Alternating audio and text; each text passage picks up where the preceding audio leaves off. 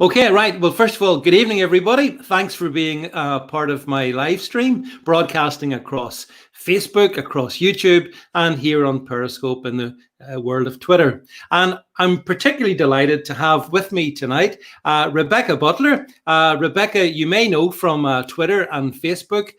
She's been a really interesting voice, I think, on many topics. But you're very, very welcome, Rebecca. Thanks for being here and thanks for being part of this. Thank you for having me, David. I'm looking forward to it. Yeah. So I mean, there's so little happening. I don't even know what we're going to talk about, Rebecca. Yeah. I mean, okay, let's see if we can. There's so much to unpack.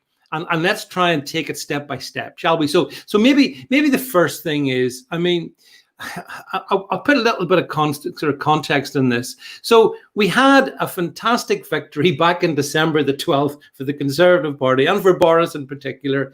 And you thought to yourself, well, what could go wrong? That was back then.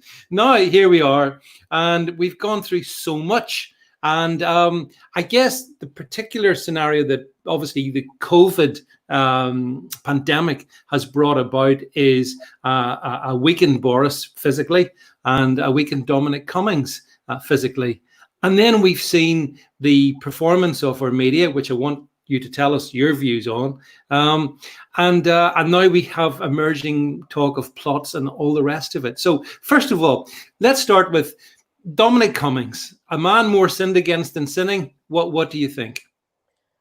I think he legally has a rock solid case. Where it falls down, in my view, is that we must be 100% sure that he is telling the truth. I think that is quite an important aspect of this.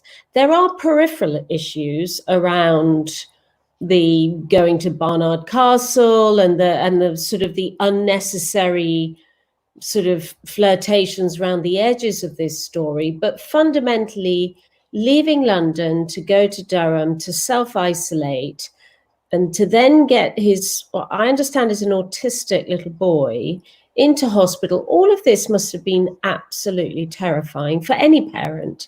Added to which he was being hounded by the media anyway and the activists where he lives on account of them accusing him of being a eugenicist. So this pandemic has not been a good one for Dominic Cummings, but, you know, if he is telling the truth, then I'm satisfied that all the calls for his resignation are without any foundation at all. And it's a gotcha, it's a stitch-up moment. And they're indulging themselves in a bit of harassment and bullying. And I don't like it. They got what they wanted. They got a press conference. When have we ever seen that happen before? Ever? When? Yeah. You know, Rose Garden at Downing Street, and he spent hours with them trying to answer their questions. He came over, I thought he seemed quite vulnerable, actually. He's got a bit of a stammer and was quite hesitant. But by and large, you know, if you put that before a jury, would they find his actions reasonable, which is the word of the law? Then I would accept that what he did fell very easily within the law. And I'm fed up of it. I'm fed up of the story. Yeah, well, I mean, at a time when the UK economy's tanking south, and there's so many other issues, the media obsession on this story, because that's it seems very strange, and maybe there's reasons for why they are so obsessive. But you used a word, and I watched one of your videos, Rebecca, where, you know, if you looked at this, you look at, was it reasonable what he did, and to me, it does seem, broadly speaking, reasonable. And yeah, I know people could say, what, would you go for a 30-minute trip just to check your eyesight? Who knows? I mean, we're all different. We all approach things differently, don't we? So reasonable is not a casual word when you use it in the context of the law, because reasonable actually imparts an objective standard when something is being judged. So it's not whether he thought he was being reasonable or not. It's whether the man on the Clapham omnibus you Yeah. know, the juror, Yeah. the man Yeah. in the street, whether Yeah. they thought that your excuse in law was reasonable. And this is where Parliament has given the judiciary discretion within these coronavirus regulations to decide what reasonable is. Because, you know, you might think it's reasonable to go out and trip somebody up and give them a black eye. So that's subjectively reasonable. So whether he Yeah. thought it was reasonable or not is irrelevant. It's what the man on the Clapham omnibus would think if they were a juror, or, you know, if the tribunal had to decide what is and isn't reasonable. And given that the Deputy Chief Medical Officer was given a very specific scenario which pretty much matched these facts, she said very clearly that one of the reasons, or one of the exceptional circumstances to be outside of your house, was to protect a vulnerable person. So, you know, that's the excuse I would use going to see my mother in Wales, who is a vulnerable person. Yeah. She can't get any sort of vulnerable status. She doesn't get food parcels or anything. So I have to go and protect her welfare. And so that's one of the reasons that I leave home. It's the same here. So it's how the law would define it. And I'm really pleased / relieved that Suella Braverman agrees with me. So, yeah, she addressed cabinet yesterday and said legally he's just well within the law. So, yeah. But as you said, there's the law, and then there's the court of public opinion, and that means the media. So, tell me, how do you think the media has performed in recent days?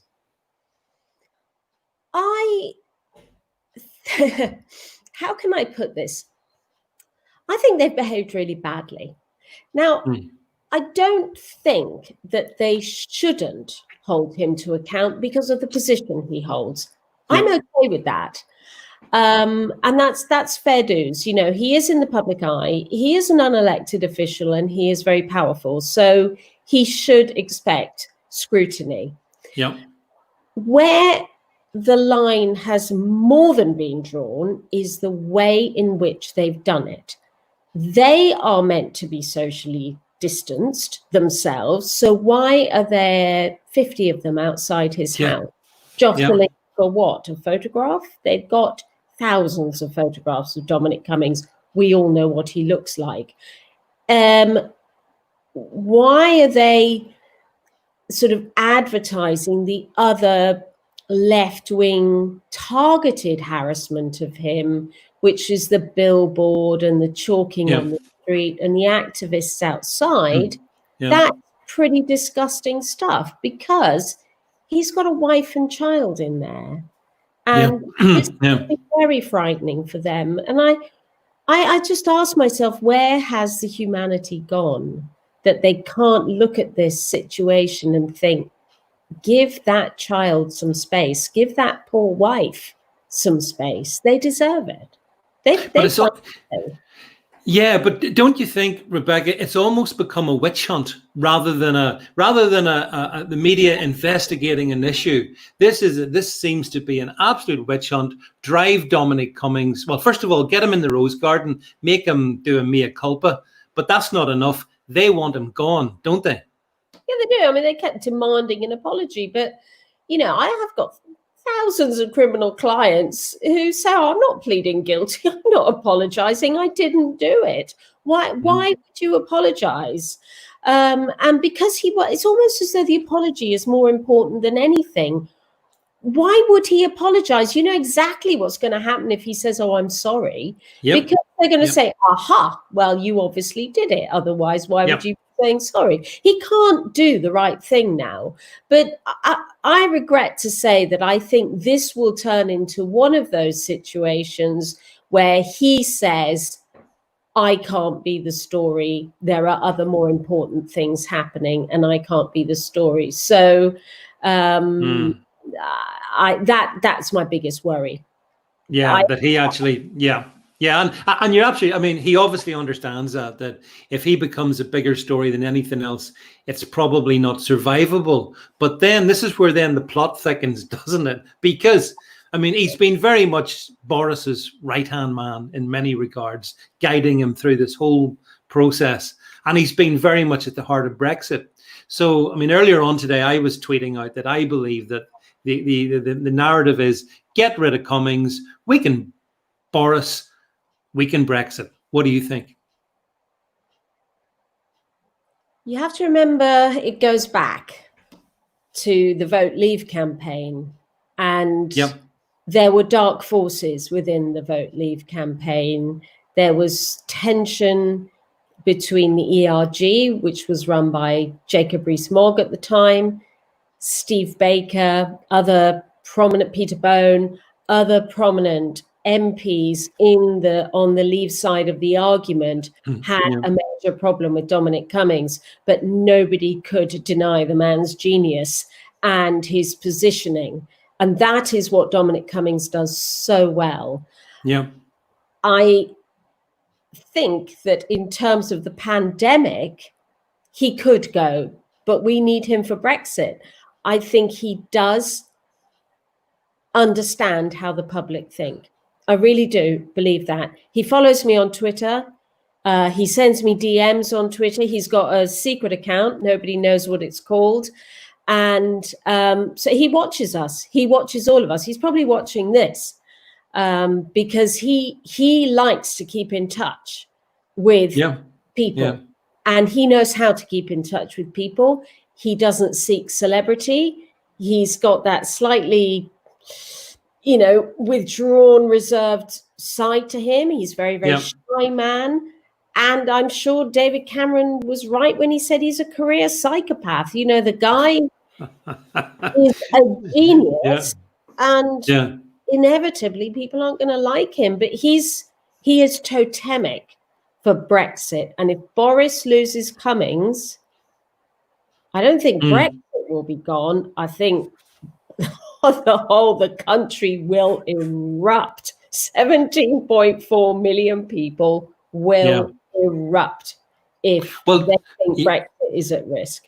Well, did you notice today that I think it was Monsieur Barnier managed to send a nice little letter saying it's okay if an extension is required for the in the transit period, not a problem. Do you think? What do you think about that? Has someone been suggesting things to Monsieur Barnier? But at the bottom of that letter, he did his distribution list for that, and it was Ed Davey, Ian Blackford, Caroline Lucas, two parties I'd never heard of, and somebody I can't remember. So there are about 6 of them, and they'd all written to him, obviously representing a group that isn't even Labour now. So I reckon that combined, they represent about 10% of the population, if that. So they took it upon themselves to basically ask Barnier whether he would be open to extending the transition. So the timing of that and the timing of the revelations about Dominic Cummings raised one hell of a big red flag for me, because this happened with Dominic Cummings on the Easter weekend or thereabouts. It's old news. Why has it just come now? Why? Yeah, well, of course, as we know, Rebecca, as we approach the end of June, the trade deal pretty much needs to be done to be legally then executed by the end of the year, or an extension. So the EU must be panicking, and all the Remain forces, which are still out there, must be panicking as well. So do you think that might be a factor in it? Well, it was interesting to see what Michel Barnier said, because what his actual words were, we intend to persevere within the spirit of the political declaration. Well, I'm afraid that the withdrawal deal is the signed off deal, and the political declaration is a non-binding ambition. Now, in order to get it through the EU, I think, Boris agreed to things like the European Defence Fund and the level playing field provisions. And there was also a commitment to agree fishing by June. Now, currently, in a way, the pandemic has played Boris a blinder, because with the pandemic, state aid rules and the level playing field has vaporized. It doesn't exist at the moment in the EU. And they also have a major constitutional ruction, which is nowhere in the media, with Germany and the bonds litigation in their Supreme Court. They have overruled the Lisbon Treaty. And nobody's reported on this. So the EU has terrible problems at the moment. And I can't see how, with every single state adopting state aid policies and shutting the single market's pretty shut, the borders are shut, freedom of movement has gone, Schengen doesn't exist at the moment, state aid rules have all gone, competition law has all gone for the moment. They're not in the best position to be telling us that we have to abide by state aid rules. Which means that they've never actually been more vulnerable in a sense, and more. It's surely in their interest to get to an agreement with us by the end of June. But then again, if they could defer that because if other things happen domestically here in the UK, that would be quite good for them, wouldn't it? They could kick it down into 2021. They'd like that, wouldn't they? They would like that very much. And again, Michel Barnier hinted at that in his letter, not reading between the lines, but what he actually said was Britain has to be contributing. But of course, we're going into the next budget cycle. So they were kind of coming up to this new budget cycle thinking that we would have had a second referendum maybe, or that they were going to avoid Brexit altogether. But now their deadline is actually more critical than ours, because we can tread water until the end of the year, at which point we're out at the end of December. They've got a problem with their budget. So they would very much like us to be contributing billions every year, while the budget, in order to satisfy their budgetary requirements, because they have not found a way yet to meet the shortfall of Britain leaving. They haven't found it. I also was amused to read or to see that. I think it was who the lady who's I can't remember her name now, that's in charge, the one who succeeded. I see she wants a 750 billion fund just to help the other European countries. Now, I'm not sure what magic tree she thinks she's got, but you don't just conjure up a trillion billion like that.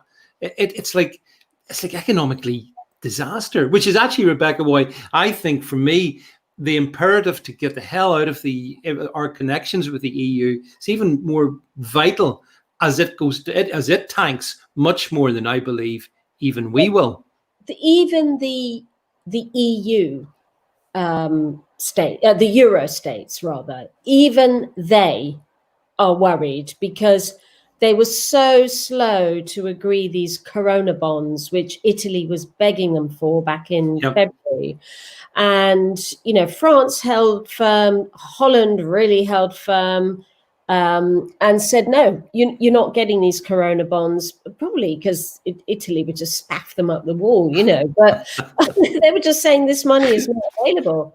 But now Germany has decided that they're not going to follow their treaty obligations anyway. So, and that's all about the bonds that we're talking about. So they have a fracture going on within the Eurozone at the moment. Actually, the other EU states that are out of the euro have not had a terribly bad pandemic. But I think the issue is going to be that the EU is going to have a divide between the euro and the non-euro states. And I think that is where the political fault line is going to be, because those in the monetary union are going to have to bail Spain and Italy out, plus whilst bailing themselves out. So where does that money come from? Yeah, it's very, yeah. I think, well, actually, that then brings us to another dimension to all of this, which is, in a sense, the European Union need to look after themselves as best they can, but we need to look after ourselves. And the lockdown, whilst we can take different approaches to it, but it's patently obvious the UK is going to dive into recession, Rebecca, probably of historical dimensions. What's your take on? I believe we need to get out of lockdown as quickly as possible. We need to get back to business, get Britain ready for trading across the world. All the things we talked about in terms of the hope of Brexit. What do you think about that in terms of how do we get our country working again? Well, I have a few plans. One of them is get out of the EU ASAP, no transition period, absolutely play hardball on fishing. It's not a major thing for our economy, but it is a hugely emotional attachment we have to our fishing fleet. So we want our fishing back. If we win that, we're on our star is rising again. I think that is a really important argument to win. But really, getting out of lockdown has got to be done. And I want to see us back in the social distancing position we were back in the beginning of March. I want to see us behaving like Sweden. I want to see us at full testing capacity, at test, track and trace. I want to see all of that up and running, because not that I necessarily believe that coronavirus is that dangerous an illness. It is dangerous, but it's not that dangerous. It's because psychologically people need to have an emotional hook in order to get them out. Even if it means wearing a blasted face mask, just do it. Just wear that mask if it makes you feel better, but just get out, get back to school, get back to work. Because we're tanking badly, and we're a G5. Yep. We are one of the economies, and places like Africa depend on us. India depends on us. The world that's not Britain is going to crash because of this recession. We will feel it the least, by the way. I know we will struggle and people will be unemployed, but it's Africa that will suffer. It's India and to an extent China as well. Yeah. I've got to say, I wouldn't have too many tears for China, given that they blessed us with the pandemic in the first place. But back again on the UK side of things, there seems to be a reluctance to try and get things moving faster, Rebecca. And I think you were one of the first people I think I saw who questioned the furlough scheme, the Rishi's 80% deal, and the problems that has brought about, and then the difficulty of getting out of that. And I think the first Rebecca who was suggested 80% was perhaps too generous. Yeah. Unlike a lot of people, I've sat in prison cells with crack addicts, so I do know how people think. And I do understand how Britain works. And Britain works on small businesses, but we have a huge degree of class envy. We have a huge level of animosity between employees and employers, and an attitude that the state will always pick up when we fall. And so I think my tweet was, I think Rishi Sunak's taking crystal meth. You did, I remember that. Yeah, it was a good one. 80% furlough. I mean, it was so obvious to me then. I could see people saying, right, that's it, I'm off, bye. And look at the weather they've had. It's been the best holiday for some people. They were so ready to give up their livelihoods. And 80% money when you're not spending it, well, who wouldn't take that? Well, that's right. And then the other side of the coin is, if you look at the public sector, many public sector workers are furloughed on 100%. Yes.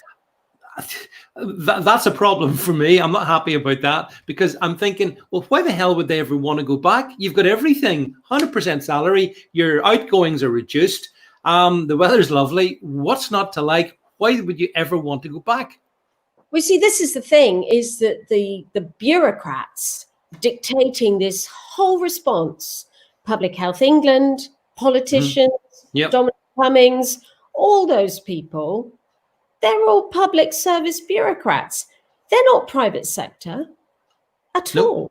It's the private sector that has been absolutely decimated by this. And that they can make up policies as much as they like. It will never affect them personally. So why should they care? Because they can always say, well, I'm doing this for health, for somebody else's benefit. So I see Jed posted, I'm self-employed and this is killing. I need to work soon or I will be bankrupt. We get it, Jed. And, David will confirm, I have been from the start of this an advocate of get back to work. You are not closed, therefore you're open. Go back to work and stop being so daft about it. Yeah, that's right. I mean, one of the things that's so worrying is the fact that a lack of appreciation, I think, in government of the impact on the private sector. And I don't know what it's like where you live, Rebecca, but around me here, it's been obvious for the last several weeks that a lot of the, white van man, let's call them, the plumbers, the electricians, these guys who need to work to be able to earn, to eat and feed for their families, they've been going back. They're not waiting for the government to tell them what to do. They know that they have to work. They can't just sit back. And I actually respect that. And I'd like to say, and I think there's an unstoppable wave. I don't know what you think, but I just think a lot of people, certainly the private sector anyway, we all want back. Of course. And, self-employed people, they're not even going to get their money for another month anyway. So, a lot of people in this country live week to week, virtually hand to mouth, because although we live in a fabulous country, we have a very high level of hidden taxes. Our costs of living are very high. Accommodation is extortionate for most people. Transport costs are high. And so if you're a plumber or they actually are highly skilled people, so they have to put a lot of money into their own training. But, these guys require a very sort of active property market. They require people to have cash, so that, there's spare cash to do those jobs. They have not even begun to see this recession yet. It hasn't even started for those guys. Some of them have not received a penny for 3 months. Yeah. They've still got a while to go. Even I was always a strong advocate for builders, cleaners, whatever you do, go to work. And particularly on Facebook, I spent many hours shutting people down, saying, why are there builders out on building sites? I mean, come on, these guys are healthy by virtue of what they do. They need money. Most of them are cash merchants. So what? So what? They spend it anyway. I don't care that they're not really paying their taxes. I probably shouldn't say that, but it is a pandemic. Just get them out, get them working, and keep things ticking over. So Rebecca, I think you live down on the southern coast of England, where I guess tourism is quite a big thing.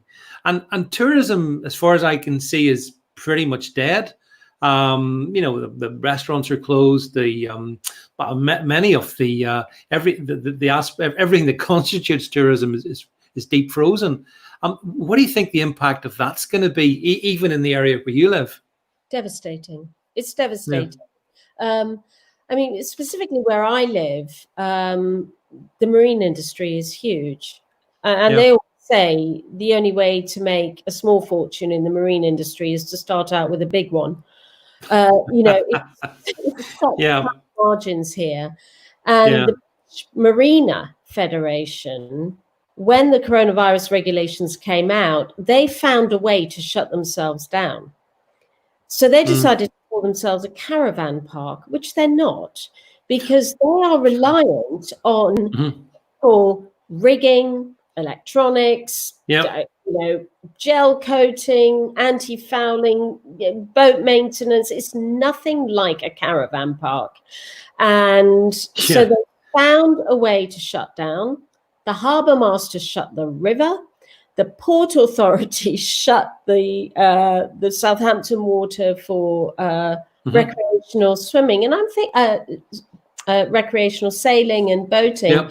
And I thought, sorry, since when did we allow you to be our police? It's my decision to go on the river.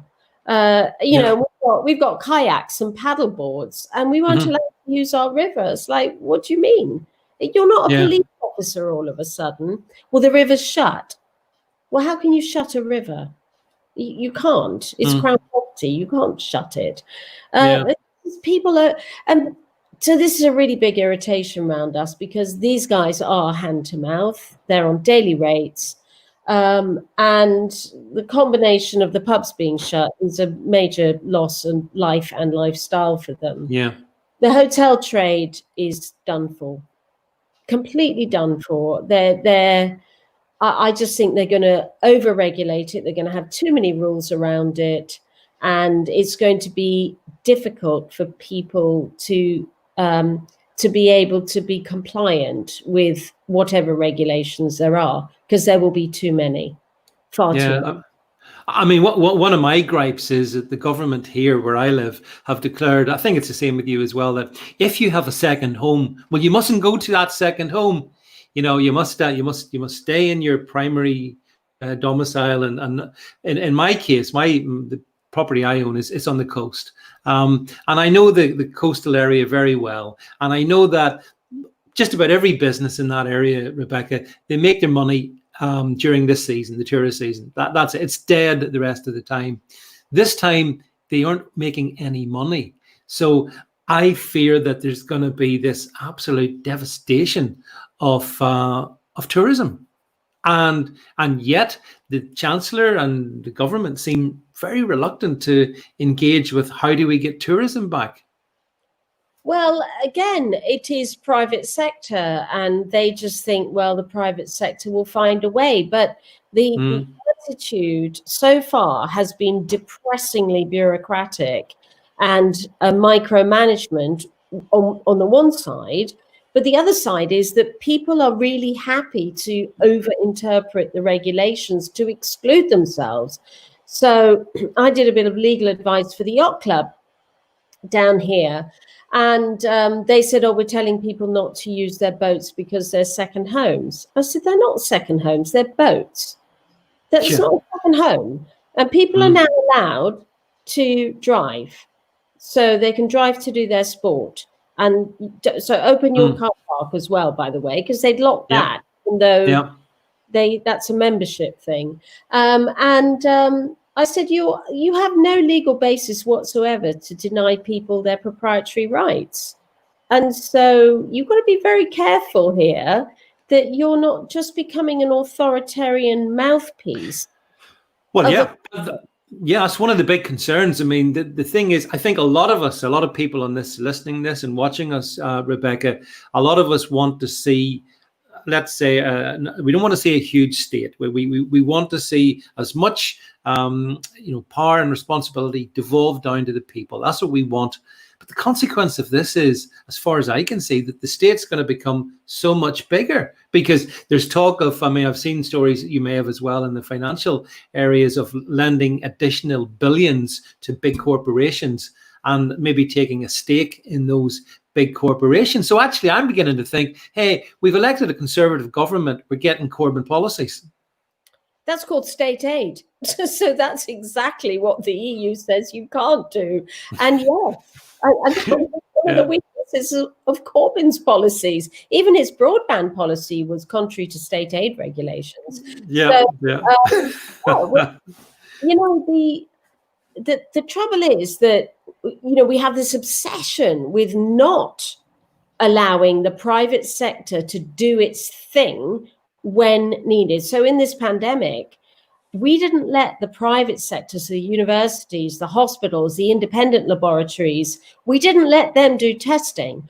Public Health in England held on to it. All the samples had to be sent to Collingwood. They wouldn't allow any other laboratory to do the PCR test. And the consequence was we were doing jackal. We were doing 10,000 a day, or even less than that. And so the whole test, track and trace has only come about because of the vast number of private sector laboratories doing the testing, because people have this knee-jerk, we must keep the NHS at all times.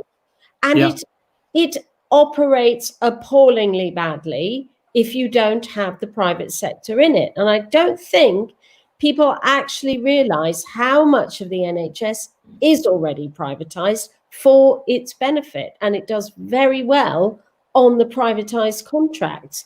So we have this political obsession with the NHS, but that is all about what you're talking about, is big state. This is what Remainers like. This is what the left wing like, is the big state, the nanny state. And this is what David Cameron had to overcome when he first came in with the Lib Dems, was cutting back the nanny state of the Labour government. Yeah. I mean, it's interesting what you say about on the NHS, just for 1 second, because Germany has performed a lot better than us on certain metrics to do with how it's been able to get testing and all that done. And one of the reasons I suggest for that is that the German model is much more in line with what you've talked about, Rebecca. There's much more of a private sector dynamic going on within that. Whereas here, we must all worship at the shrine of the NHS, even when it shows itself to be serially incompetent, to put it mildly. But yeah, what do you make of all this, the NHS worship that we've gone through and we're still in the middle of? I mean, this is Wednesday night. Were this tomorrow night, we'd be out clapping, or would we? Yeah, no way. But I mean, what do you think of the NHS performance? Well, of course, I'm an ex-nurse, and I worked in the NHS. I have a daughter in the NHS. So for all those people watching, I can tell you how busy they are up in her teaching hospital. 8 patients, 15 doctors. She was sent home at 11:30 this morning on her 12-hour shift that started at 9. So they did the round. And that was it. They all went and sat out in the sun together, or I'm sure they all socially distanced, and that was it. You might as well all go home, they were told, because they had 8 patients. Now that is on diabetes and endocrinology. So quite a few people are diabetic and quite a few people have endocrine disorders. Off they all went home. The NHS and Public Health England have behaved appallingly badly in this pandemic. We have very good clinicians. We have very good nurses, physios, paramedics. They are brilliant. They're best trained in the world. The NHS is a sclerotic, overmanaged behemoth of an institution. And in my opinion, it should be razed to the ground and start again. And I would have a German model, a social insurance model. I totally agree. As Tony points out here, though, they have been particularly good at producing TikTok videos.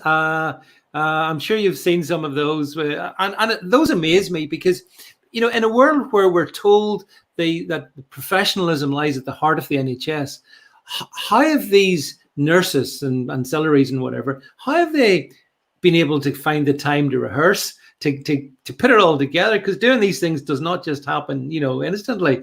What does that say about what's been going on in the past couple of months, Rebecca, that nurses can produce videos, dancing videos?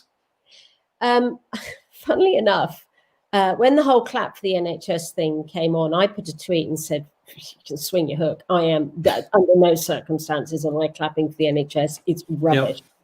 Yep. And then when those TikTok videos came out, I was straight onto it, saying this is disgrace, it's unprofessional. Yeah. How dare you? How dare you wear PPE to do it?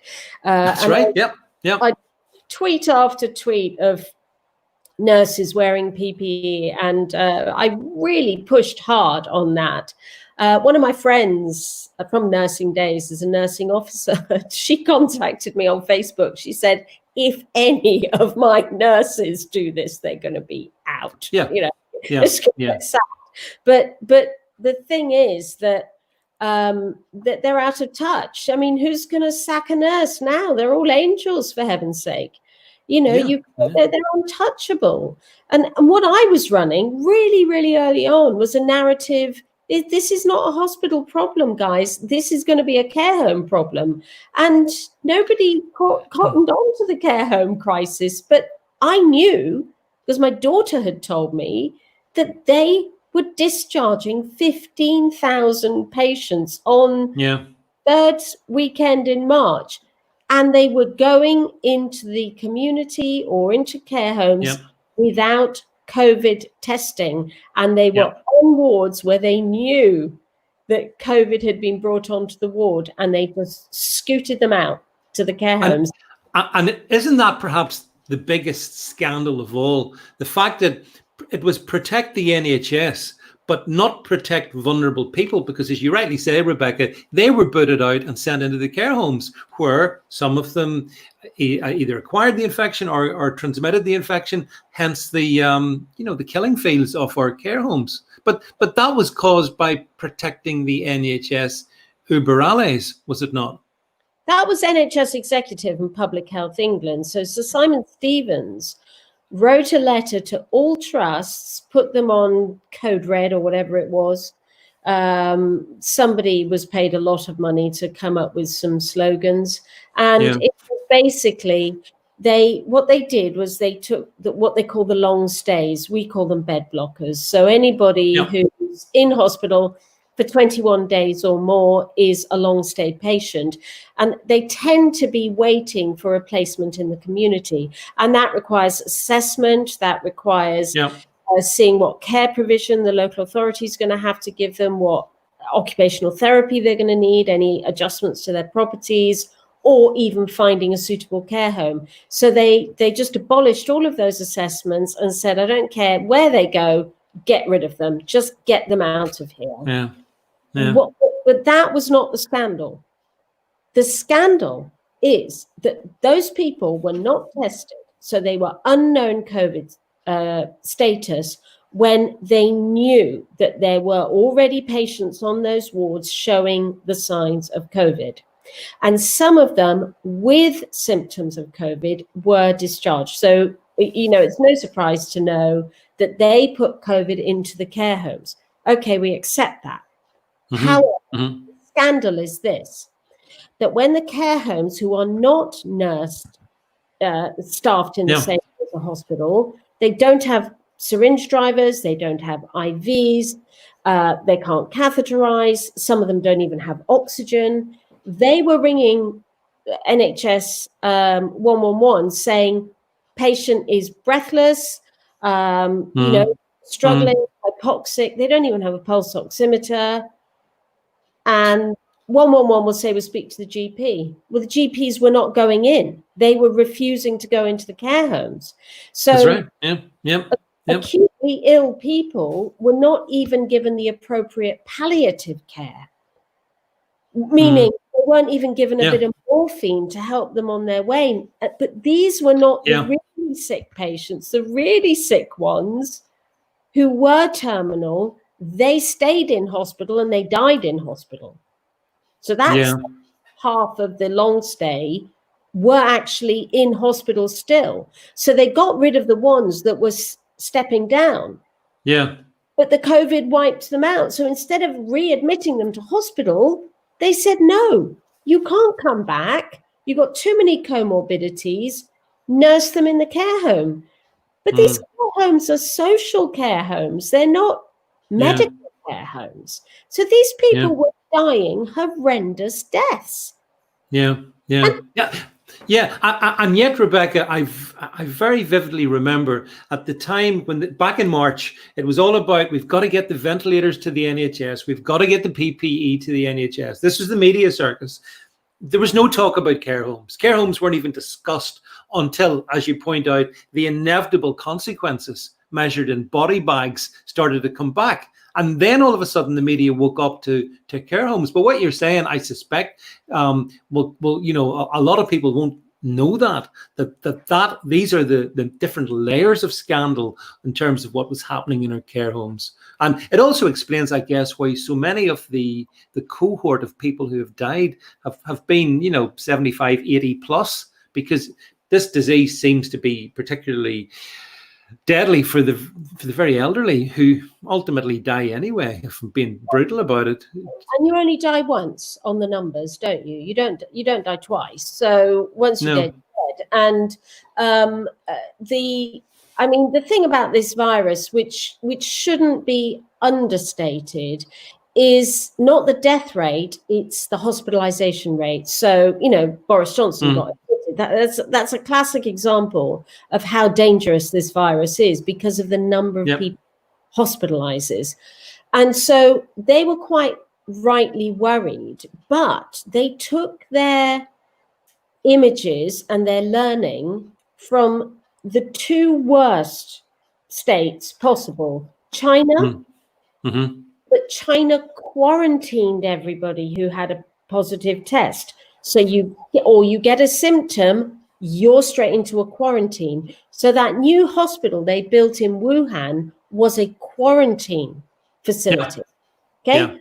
Big mistake thinking that you need to build a hospital, because when it got to Italy's got a very poor health service, by the way, particularly up in the north, because it is very very densely populated. So although the average provision of ventilators per population is okay, you have to remember that virtually nobody lives in the south. That's where their second homes are. So up in Lombardy, it's a very densely populated, they're intergenerational living, and their ITU provision and their hospital provision is very, very poor. It's not good at all. So the narrative that was coming out of us was, oh, look at Italy, they've got a brilliant health service. I'm thinking, no, they haven't. They're rubbish. Not a good health service at all. But they're scared of those images of ambulances, mortuaries, and not enough ventilators. But nobody has ever said, do you know what? They shouldn't have been putting them on ventilators anyway. In the first place, that's right, ventilators. And intensivists were saying this, but they got ignored. Yep. No, you're right. The ventilation obsession certainly proved to be pretty disastrous. But there's another gentleman I wanted to mention to you, because I know I've seen you tweet about him, and that is Professor Ferguson, the rather notorious Professor Ferguson of Imperial. And in a way, his imprimatur sits over everything that we live through, because it was his modelling that influenced so much that government's done and continues to do.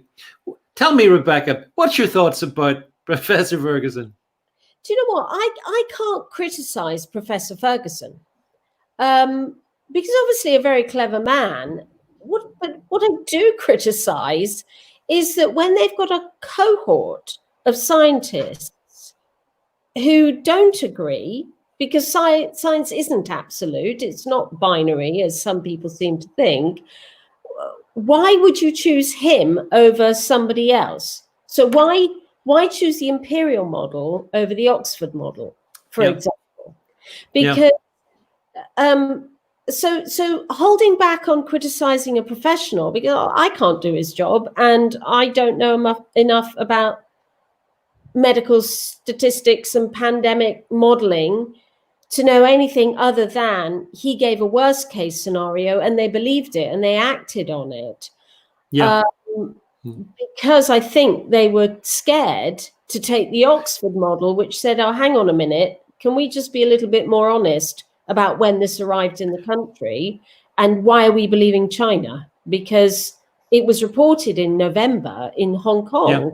So, and Taiwan reported it at the end of November, but the WHO ignored it. But I mean, I knew about that. So it was in the wider knowledge, the wider body of knowledge, that this was first reported in November.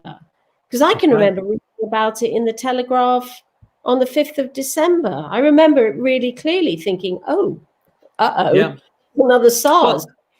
Well, it certainly did emerge then, and I suspect, I don't know if, I found myself back in January, February with a cough that lasted a lot longer than I ever can recall having, but that could have just been just a cough. I don't know, and I suspect there's millions like me.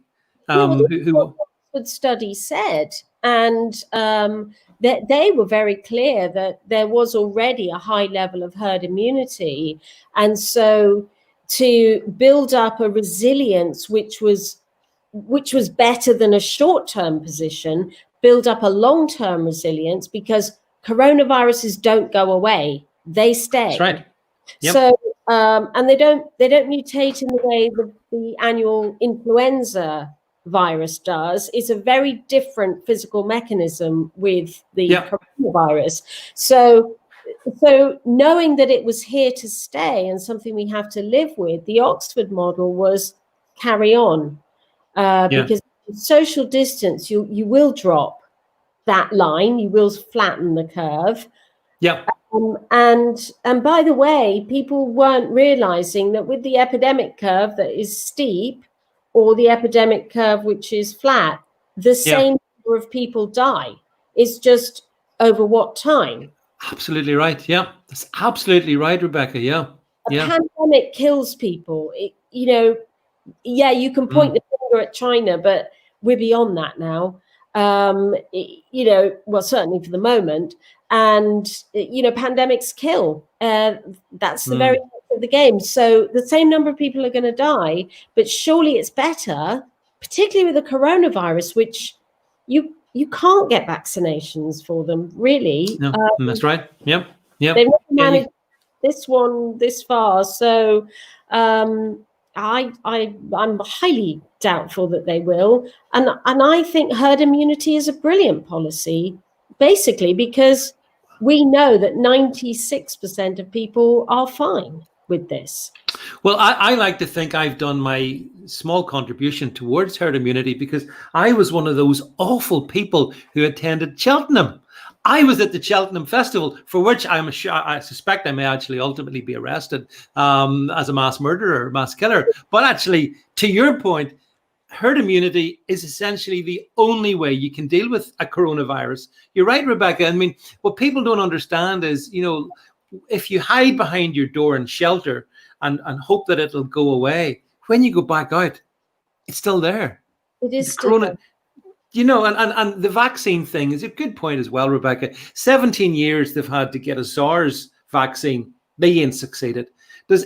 And yet the media is full of these breakthrough stories. I mean, do you put any credence on them that there's going to be a vaccine by the autumn? Well, I read a really interesting article yesterday which said that the disease is falling away so quickly that they're going to struggle to actually run the clinical trials on the vaccine. I've signed up for the clinical trial at Southampton. So I'm going to be being injected because I'm a big believer in health, medical research and everything. So I've got my COVID test to do tonight. I've got it sitting over there. So good luck. Yeah. Negative. No, I don't. I think they may have one. If they do, it's not going to be available to the likes of you and me.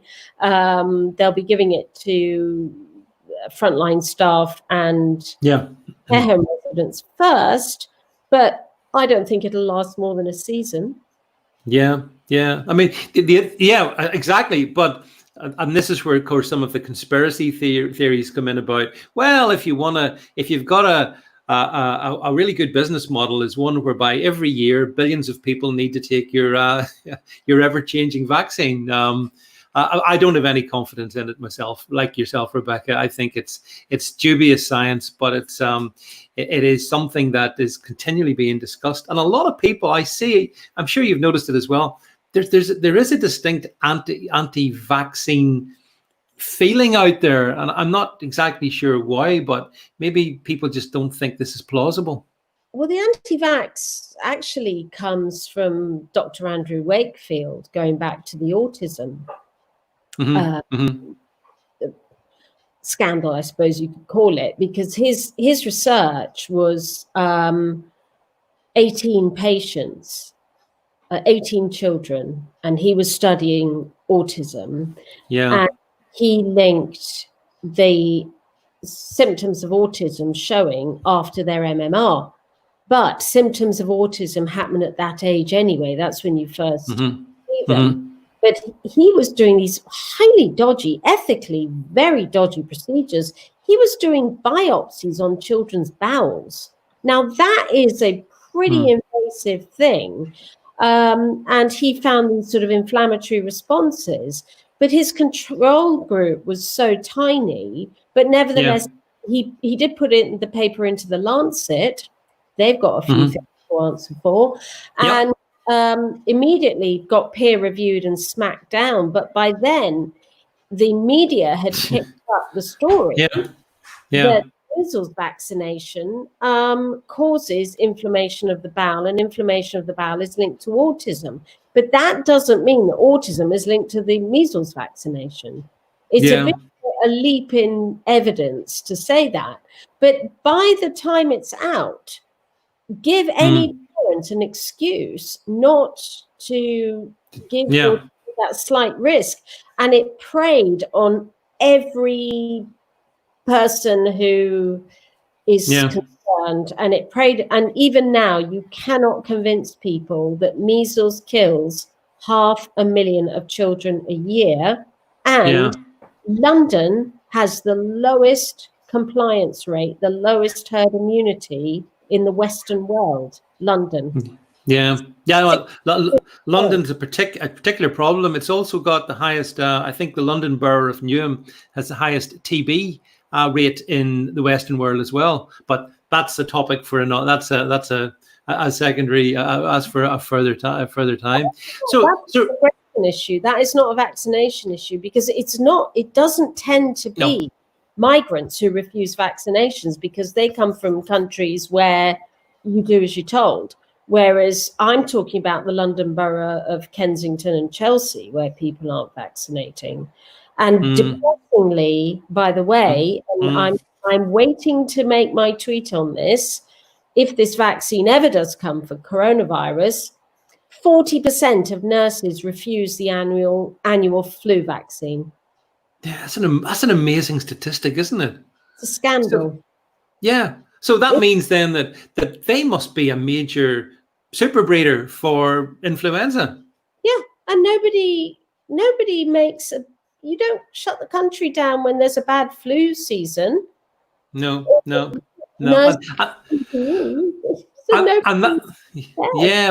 I mean that's ultimately where I think we have to sort of wrap this up. But I mean, we do need to move on, don't we? Britain needs to get back to work. We need to end the lockdown, and we need to protect our economy, protect people's health as well, Rebecca, because some people get very isolated, very depressed, and all of that's going on, I think, as well. Suicide rates, I see in some areas have risen significantly. So we've got to get back, haven't we?